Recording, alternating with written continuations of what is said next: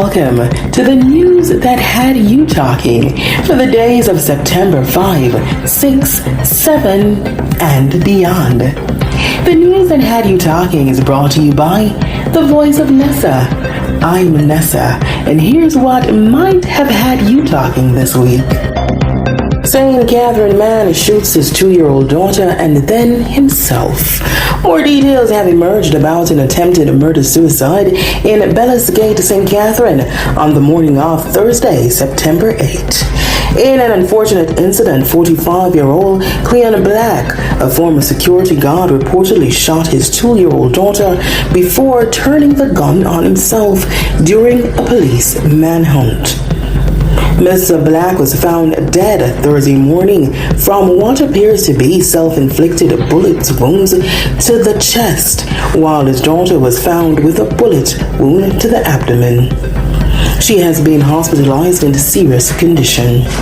Mr. Black reportedly fired at the police and fled with his daughter on Wednesday night when the lawman went to the home of his child's mother to investigate a report of domestic violence. Reports are that Mr. Black, who resides abroad for some time, began acting strangely on his return to Jamaica in July. During this period, it's alleged that he physically abused his common-law wife. While speaking on the incident, Senior Superintendent Howard Chambers, commanding officer of the St. Catherine North Division, said after shooting at the police, Mr. Black ran into bushes with his daughter. SSP Chambers said a search team was mobilized on Wednesday night but was hampered by visibility issues because it was dark. The search resumed on Thursday morning, during which time more gunshots were heard. Eventually, they found the lifeless body of the suspect and the child, who was covered in blood. SSP Chambers said a gun was recovered at the scene. Jamaica to have 12 days of mourning following the death of Queen Elizabeth. The government of Jamaica has declared that with immediate effect, all flags on public buildings should be flown at half-mast to mark the commencement of a period of mourning for Queen Elizabeth II from September 8th to 19th. According to the Office of the Prime Minister, a day of mourning will be observed on September 18. During this period, it is customary that no celebratory activities should take place. On September 8, Queen Elizabeth, the UK's longest-serving monarch, died at the age of 96 after reigning for 70 years. She died peacefully on Thursday afternoon at her Balmoral Scottish estate, where she had spent much of the summer. The Queen came to the throne in 1952 and witnessed enormous social changes. Her son, King Charles III, said the death of his beloved mother was a moment of great sadness for him and his family, and that her loss would be deeply felt around the world. Suspended cop nabbed following robbery at Megamart. Reports are that a member of the Jamaica Constabulary Force, the JCF, was taken into custody following a robbery at Megamart on Waterloo Road in St. Andrew on September 7. It is reported that a woman was robbed of an undetermined amount of cash on the compound of the store.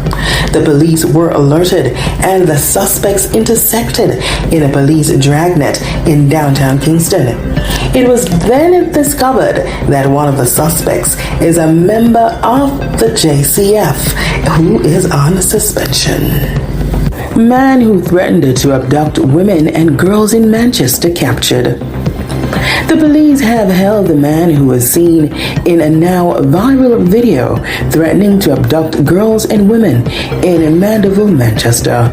Senior Superintendent Stephanie Lindsay, head of the Jamaica Constabulary Force's Corporate Communications Unit, said that the police located the man on Monday afternoon.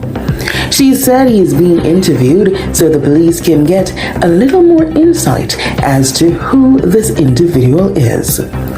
In the video released on the social media site TikTok, the man said he was on a mission to take on women and girls because the devil needs them for an experiment. Prime suspect in shooting of policemen in Linstead now in custody. A man who is said to be the prime suspect in the shooting of an inspector of police in Linstead, St. Catherine on Monday afternoon is now in custody. He was picked up on Monday night in Wakefield, Linstead. The police inspector was grazed in the face by a bullet while attempting to apprehend a man who was reportedly seen acting suspiciously. A civilian was also shot during the incident. A man who was with the suspect at the time of the shooting was arrested. In international news, Europe struggles with crisis as Russia cuts gas. Europe is struggling to contain an energy crisis that could lead to rolling blackouts, shuttered factories, and a deep recession. The prime cause, Russia has cut off supplies of cheap natural gas that the continent depended on for years to run factories, generate electricity, and heat homes. That has pushed European government into a desperate scramble for new supplies and for ways to soften the impact as economic growth slows and households' utility bills rise.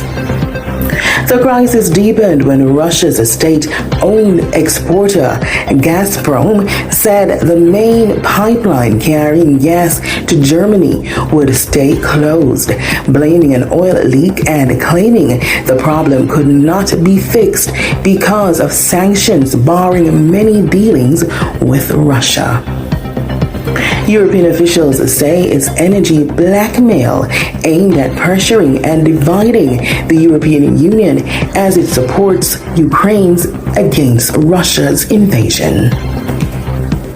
And in sports, Reggae Boys' new head coach could be in place by month end. The Reggae Boys could have a new coach before the month ends, as the Jamaica Football Federation is set to name a permanent coach to replace Theodore Tapper Whitmore. Reliable sources say that the coach could be in the island in the next 3 weeks. If all goes well, the new coach could be in place for the friendly international against Argentina on September 27 at the Red Bull Arena in New Jersey. No name has been disclosed as yet, but it is likely that the coach will be coming from Europe, and it is understood he has the distinction of having previously qualified a team for the World Cup. The Reggae Boys coaching position was made vacant following the dismissal of Whitmore last December. His former assistant, Paul All, was given the position on an interim basis, with his contract ending in June. However, upon review, the JFF has decided to move in a different direction. And we end this newscast with entertainment news. Silk Boss questioned by Portmore Police. Dancehall newcomer Silk Boss was questioned on Wednesday, September 7 by the Portmore Police following their request for him to report to them. Senior Superintendent Christopher Phillips, who is in charge of the St. Catherine South Police Division, declined to give details on the subject of the interview, adding that there was no reason to detain the entertainer. He said the police are continuing their investigation and that the artist may be called back for further questioning. Silk Boss, whose given name is Rohan Reed, was the subject of a viral social media video in which he appeared to have been assaulted. That was the news that had you talking for the days of September 5, 6, 7, and beyond. The news that had you talking was brought to you by the Voice of Nessa.